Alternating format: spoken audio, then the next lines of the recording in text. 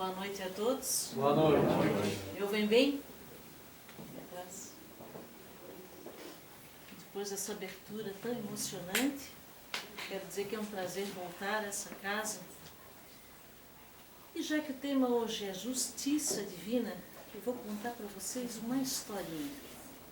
Aconteceu há alguns milhares de anos no Egito. 2 priminhos nasceram na mesma época, cresceram juntos, brincavam juntos, tomavam banho de rio juntos, todas as brincadeiras faziam juntos. Mas um deles, desde bem pequeno, já era muito estudioso, muito interessado, gostava de ouvir os mais velhos, e o outro, não, só queria saber de brincadeira, de andar pelo rio, andar pelos amigos, de brincar. Não dava atenção aos mais velhos, também não gostava muito de ajudar os outros. Era assim, a gente diria, meio malandrinho. O tempo passou, pouco tempo. 10 anos depois, aquela criança, que era interessada em ajudar, ouvir os mais velhos, tornou-se um aluno muito brilhante, que chamava a atenção dos mestres. E o outro, já um moço de seus 17, 18 anos, continuava com o espírito de criança, não no sentido da jovialidade, no sentido da irresponsabilidade, que é natural das crianças. Só queria saber de se divertir. Passou um tempo mais, 10 anos. Recomendado pelos mestres, aquele priminho estudioso, esforçado, acabou sendo conselheiro do faraó, assessor do faraó, um cargo muito importante. E o primo, levado, arteiro, desatento, levemente preguiçoso, como não estudou nada, conseguiu uma vaga para ser remador da barca do faraó. Era tudo que ele conseguia. Era a qualificação que ele tinha, que era pouca, que só dava aquele trabalho braçal.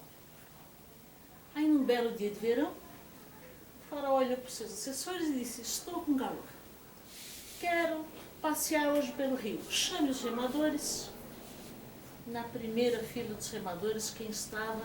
Ele, o priminho malandro. Sentado ao lado do faraó, a poucos metros de distância, quem estava? O outro, o primo estudioso, que conseguiu um posto com seus méritos. E o remador, ao ver o seu primo numa posição de destaque, de poder, de prestígio, ficou muito irritado com a situação privilegiada daquele primo, que afinal tinha se criado com ele. Eles tinham saído do mesmo vilarejo. Começou a resmungar para si: mas Deus não é justo? Que nós temos a mesma origem? Por que eu estou aqui fazendo o trabalho pesado, enquanto meu primo folgazão está lá, paparicando o faraó, sendo paparicado, com abanadores reais abanando, né? Naquele tempo não tinha ar-condicionado, era na base do escravo, abanando. E ele começou a falar mais alto. E ele dizia então para os companheiros: mas vocês não acham que Deus é injusto? Nós estamos aqui remando, cheios de dificuldade, nesse calor abrasador, e está lá o faraó sendo abanado com esses assessores ao lado dele. Deus não é justo? Se nós temos a mesma origem, por que nós estamos aqui? E o faraó escutou, zum, zum, zum, não falou nada. Anoiteceu, dormiam no convés da barca, aportou em um vilarejo. O dia inteiro o remador passou remando e reclamando. E como ele reclamava, o trabalho dele era mais sofrido. Então o sofrimento dele aumentava à medida que o comportamento dele era negativo, né? Era depreciativo. À noite, quando ele dormia no convés sob a lua, ele sente uma mão. Olha para cima, quem? O faraó. E disse: você, remador, há um barulho no alto desse monte aí no vilarejo que não me deixa dormir. Um grito desesperado. Vai lá ver o que é. Aí o remador, cansado de remar o dia inteiro, subiu correndo a montanha. Voltou. Disse: majestade, não é nada, é só uma gatinha que deu cria. O faraó perguntou para ele: quantos gatinhos? Ele voltou correndo novamente no mar. Desceu. 4 gatinhos. E faraó, de que raça eles são? Subiu novamente, desceu, siameses. Quantos machos e quantas fêmeas? Subiu, desceu, disse, majestade, são 2 machos e 2 fêmeas, botando a língua para fora. Aí ele chamou então o assessor, o primo, e disse assim, meu rapaz, vai lá naquela montanha, que é um ruído, é um barulho que não me deixa dormir, estou exasperado com isso. E o rapaz passou o dia tranquilo, subiu correndo, voltou correndo e disse, majestade, nada para o senhor se preocupar, é apenas uma bela gatinha que deu cria a 4 filhotinhos, 2 machos e 2 fêmeas, são siameses, pertencem ao prefeito do vilarejo, vou chamar aqui de prefeito, o cargo era outro, né? E contei para ele que o senhor estava aqui preocupado por causa do barulho, ele ficou tão preocupado que disse que se o senhor quiser pode levar a gatinha e os filhotinhos para serem animaizinhos de estimação do senhor. Aí ele olhou para o remador e disse, você passou o dia reclamando de Deus, que Deus não é justo, porque enquanto uns passam dificuldade, outros vivem na tranquilidade. Deus dá oportunidades iguais a todos e cada um vive de seus próprios méritos. Não é um bom começo para a gente começar a falar em justiça divina? Não faz sentido que aquela pessoa que reclama o tempo todo de tudo, da sua sorte, do seu destino, sofre mais do que precisaria? Não é claro para nós que quem não aproveita, no bom sentido, as oportunidades de viver bem em sociedade, de respeitar os mais velhos, de pedir mais informação, que essa pessoa no futuro vai ter uma vida aqui, terrestre, mais tranquila? Não faz sentido? Tem 2 trechos da doutrina espírita que muita gente passa batido e eu recomendo sempre que voltem a ler. Quero crer que a maioria de vocês aqui tem o livro dos Espíritos em casa. Existe ali uma introdução, que não é introdução ao livro dos Espíritos, é introdução ao estudo da doutrina espírita. Por quê? Quando editado o livro dos Espíritos, Kardec já tinha em mente tudo que escreveria depois. A introdução contém o resumo da doutrina. Isso é muito importante, voltar lá e reler. 2º capítulo, que todo mundo passa correndo quando começa a estudar, das causas primeiras, as primeiras 13 questões que tratam de um assunto simplinho no livro dos Espíritos, Deus. Lá pela 3ª pergunta, Kardec diz aos Espíritos assim, mas a gente pode dizer então que Deus é infinito? E os Espíritos, eles começam com suavidade e dizem, não, isso aí é pobreza de vocabulário de vocês. Deus não é infinito. Vocês também não sabem o que é infinito. Então não adianta dizer que Deus é infinito, se não sabe o que é infinito, não sabe o que é Deus. E mais adiante ele pergunta, mas então nós podemos compreender Deus? Não, eles dizem, vocês não têm conhecimento, falta o sentido, falta evolução moral para conhecer a natureza íntima de Deus. Aí Kardec não se dá por vencido e diz, mas então, se nós não podemos compreender Deus, o que é Deus, qual a sua natureza, nós podemos ter noção das perfeições de Deus? E eles dizem, de algumas perfeições. Que perfeições são essas? Deus é eterno, porque criou tudo. Se ele tivesse tido um começo, teria que ter sido criado por outro. Deus é imutável. Se ele mudasse, as leis que regem o universo não teriam estabilidade. Deus é imaterial, não está sujeito às leis da matéria. Deus é único, por isso é Deus, é incomparável. Deus é onipotente, pode tudo. E a última, Deus é soberanamente justo e bom. Nós dizemos que Deus é infinito nas suas perfeições. Mas aqui ele está dizendo que os Espíritos falam que é soberanamente justo e bom. Então talvez dentre as perfeições seja aquela que mais nos chama a atenção. Como é que a gente pode dizer que Deus é justo e bom? Deus é bom, soberanamente bom. Não respeita o livre-arbítrio de todos? Sim. Cada um de nós pode fazer suas escolhas. Todas. Mas Deus Deus é tão justo que nos apresenta a consequência das nossas ações. Então, se por um lado permite que eu faça tudo, por outro lado, por uma questão de justiça e equilíbrio, me propicia rever os meus equívocos tantas vezes quantas forem necessárias para que eu volte à calha do bem. Eu tenho uma colega, professora, que ela diz que a nossa vida é como se a gente estivesse dirigindo um carrinho numa pista de velocidade, né? E na estrada, às vezes a gente encontra aquela mureta de ferro, aqueles guarda-reio, quem gosta aí de corrida sabe do que eu estou falando. E ela diz que cada vez que a gente infringe uma das leis divinas, é como se a gente, em alta velocidade, batesse contra uma mureta daquelas. Ultrapassasse o limite. A primeira consequência é a dor. Bateu, se machucou, imediatamente o que acontece? Volta para o caminho do bem, para o trilho do bem, da prática do bem. Então, nós podemos de cara dizer, olha, nós somos espíritos criados simples e ignorantes. Os nossos erros, dizem os espíritos, muitas vezes não são cometidos por maldade, mas sim por ignorância. Nós não conhecemos a extensão exata dos nossos atos e por isso a gente erra tanto e se equivoca tanto. Nós poderíamos então, a gente cresce, né, ouvindo várias religiões, quem nunca ouviu essa frase? Não faz tal coisa porque Deus castiga. Já ouviram isso? Não faz isso, Deus vai te castigar. Ora, vamos substituir castigo por consequência.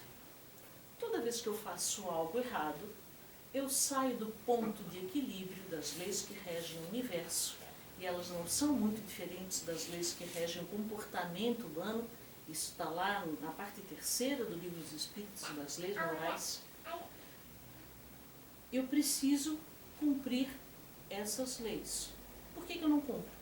Porque ainda somos espíritos simples e ignorantes, com pouco conhecimento, algum, mas pouco. Caso contrário, a gente não estaria aqui encarnado na Terra, aonde essas aparentes injustiças são tão flagrantes, né? Uns com tanto, uns com tão pouco, uns com tanta saúde, tantos nos hospitais. A Andréia sabe aqui, vou voltar. Cadê a Andréia agora? Daniel Sandita. Vou contar para vocês um fato autobiográfico. Eu estou com um irmão em situação crítica por conta da Covid já há vários dias. E a minha mãe, que é de criação luterana, me fez hoje uma pergunta e disse assim, eu vou te fazer uma pergunta espírita. Na verdade, ela me faz uma pergunta e quer que eu dê uma resposta à luz do Espiritismo. Ela me perguntou assim, teu irmão é uma pessoa tão boa, tão do bem, bom filho, bom marido, bom pai, por que está passando por tudo isso? E eu perguntei para ela, o que a senhora conhece desse espírito? Ela disse, eu conheço tudo, carreguei no meu ventre, conheço desde pequenininho, sei como ele pensa, sei quais são os medos dele, quais são os planos. Eu disse, ótimo, então no relógio biológico, cronológico, a senhora conhece ele há 52 anos. Mas o que a senhora sabe da história desse espírito? Porque 52 anos é uma fração pequenininha na história da nossa vida, que é muito longa. Nós estamos aqui em milênios, batendo na trave, né? Toda vez que é para fazer o gol, a gente vai e bate na trave. Escorrega, bate na lei divina, volta para cá. Aí ela disse, eu nunca tinha pensado nesse prisma. Eu disse, então pense. Nós não sabemos a história dos outros. A mesma coisa me falaram há umas semanas atrás aí, quando alguém disse assim, mas isso é um crime bárbaro, né? A gente tinha que punir com a morte. Eu já falei, isso é pessoal da área do direito. Eu disse, a gente tinha que punir com a morte, mas qual foi o crime? Eles mataram uma criança. Eu disse, tá, então eu vou usar o crime e vou praticar o mesmo crime contra aqueles que cometeram o crime. É isso? É a lei do talião agora? A gente vai voltar no tempo? Mas essa criança não fez nada. Era um anjinho. Eu disse, certamente nessa encarnação não fez nada. Mas não há vítima. Na ordem geral do universo não há vítima de crime algum. Ah, então no meu planejamento reencarnatório, no meu irmão, havia lá uma programação de que eu ia cometer um assassinato? Não, não, nunca. O mal nunca é planejado. O mal é incidental, vem do nosso pensamento e da nossa ideia. Eu acho que ela quer participar da conversa aqui, é bonitinha ali atrás. Certo? Eu estou falando num tom de voz, como é que é o nome dela? Helena. Oi, Helena. Quer participar, Helena? Não, é que às vezes a gente fala num tom de voz muito monocórdico, a criança entediada começa a cantar sua própria musiquinha, né? Então eu reconheço, enfim, o chapéu. Vou contar outra história para ti daqui a pouco. Então, retomando, não há vítimas. Aí eles vão pensar, pô, Andréia, traz um palestrante melhorzinho da próxima vez. A mulher chega aqui para dizer que ninguém é vítima. Ninguém é vítima. Nós somos autores do nosso destino. Como o destino existe? Não. O que existe é a consequência do exercício do meu livre-arbítrio. Quando que eu pratiquei? No passado. Pode ter sido nessa encarnação. Então, detonei o meu corpo físico, usei droga, usei bebida. E agora estou com um problema seríssimo. Destruí meu corpo físico. Causa e efeito. No passado, bati na trave muitas vezes. Com a mesma pessoa. Amei de menos aqueles a quem eu devia proteção e cuidado. Como é que eles me chegam agora? Às vezes como filho exigente, como marido que exige demais, que quer muita atenção, que se comporta com a mulher como se ele fosse filho e não como marido. Vocês sabem de quem eu estou falando. Ou como aquelas esposas que ficam na posição de criança, né? Ela está procurando um pai e não um marido. Ela quer alguém que tome conta da vida dela, que a faça feliz. Convenhamos, a gente fazer-se feliz por conta própria já dá um trabalho. Quanto mais assumir o encargo da felicidade alheia. Isto não existe. Isto não existe. O que existe é escolha e consequência, plantio e colheita. Ah, mas então quer dizer que eu não posso corrigir a minha vida? Posso e devo. Como? Cuidando da minha plantação daqui para frente, porque daqui para trás poucas vezes eu vou poder consertar. Mas se a pessoa que eu ofendi, agredi, maltratei ainda está a caminho comigo, como é que eu vou fazer para pedir o perdão dela? Eu dei esse exemplo hoje para uma colega. Eu disse, olha, a gente brigou muito, eu sou uma pessoa muito atrasada, tu és uma pessoa muito evoluída, mas eu perdi a estribeira completamente contigo, peguei um facão, dei um exemplo bem forte, dei um facão, te acertei, cortei a tua mão fora, ficou sem mão. Tu foste para o hospital e eu fui caindo em mim, pensando no tamanho da bobagem que eu tinha feito. O erro é de agora, é desta encarnação. Aí eu vou procurar a Clô. Clô, eu vou te procurar. E vou dizer, Clô, eu estava sob efeito de bebida ou de drogas, o livro dos Espíritos diz que isso é aí o crime, a pena é dobrada, né? Porque eu escolho usar essas coisas, mas enfim, sob qualquer argumento. Eu estava fora de mim, eu tive um surto psicótico quando eu briguei contigo, eu não queria ter feito aquilo. E eu peço de coração, de joelho, que tu me perdoes. E ela, generosa que é, magnânima, ela disse, eu te perdoo. Eu pergunto para vocês, imediatamente vai brotar uma mão nova no braço dela? Não. Então quer dizer que o perdão não funciona desse modo. O livro Céu e Inferno, que trata da vida futura, do nosso destino, da vida após a morte, depois do retorno à vida, ele diz que há 3 passos para a gente falar em perdão. O primeiro deles, arrependimento. Eu tenho que tomar consciência de que aquilo que eu fiz estava errado. Vou dar um exemplo aqui. Na juventude, um aborto. 15, 16 anos, a menina influenciada pelo namorado, às vezes pelos próprios pais, tira a vida do próprio bebezinho. Por uma série de circunstâncias. Depois, vem para uma casa espírita e percebe o tamanho de um equívoco.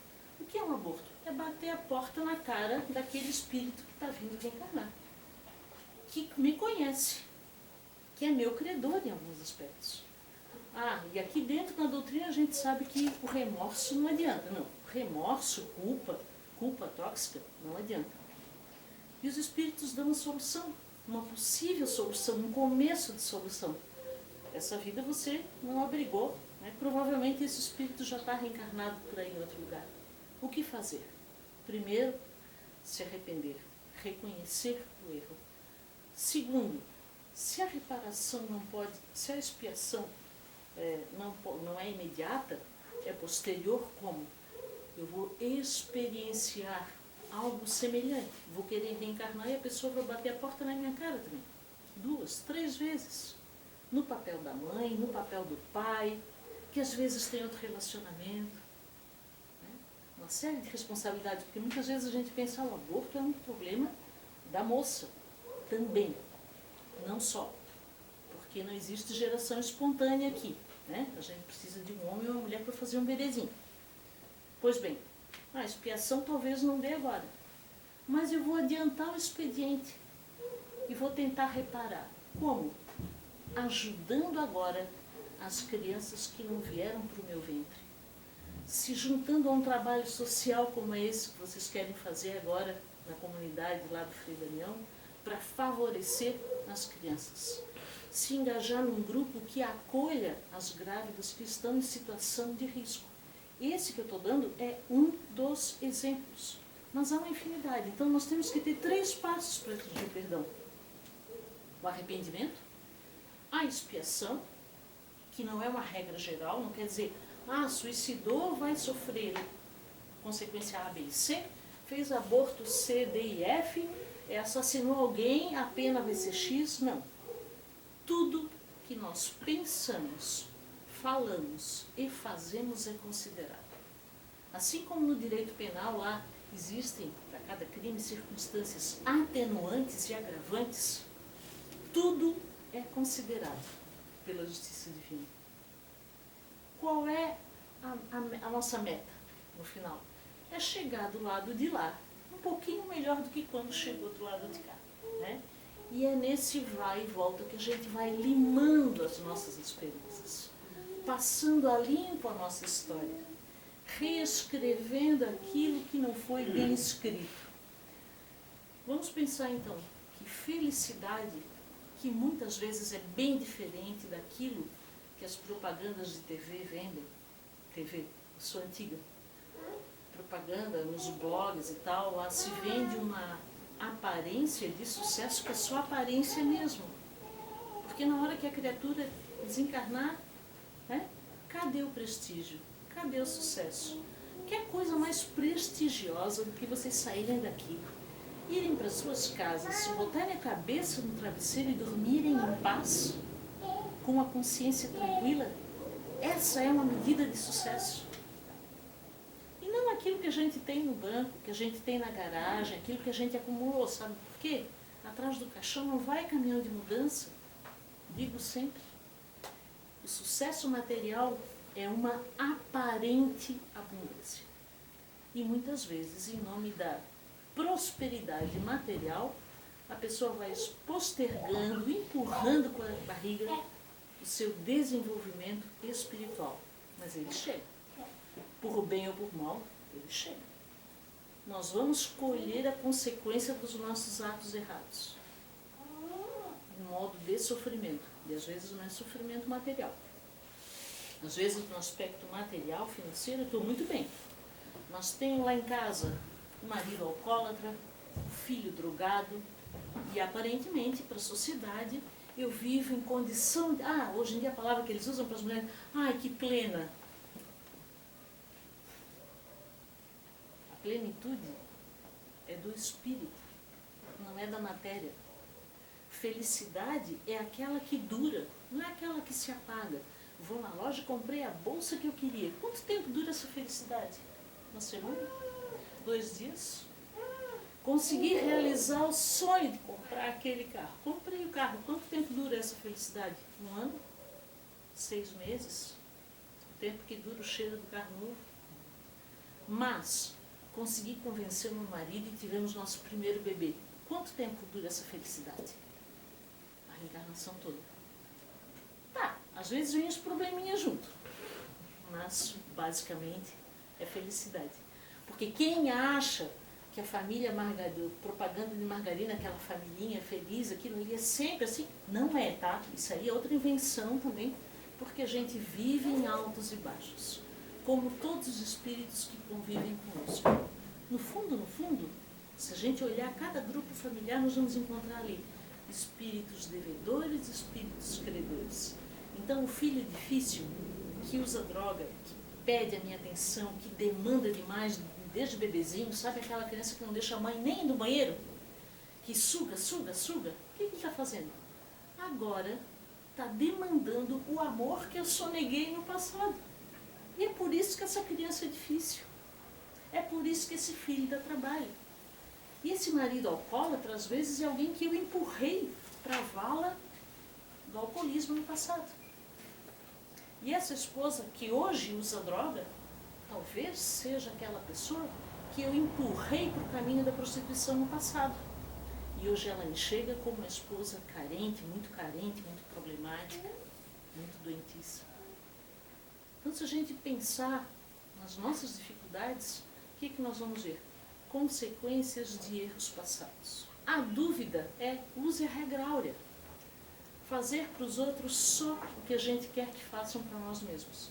Isso já vinham os profetas dizendo bem antes de Cristo em todas as partes do mundo.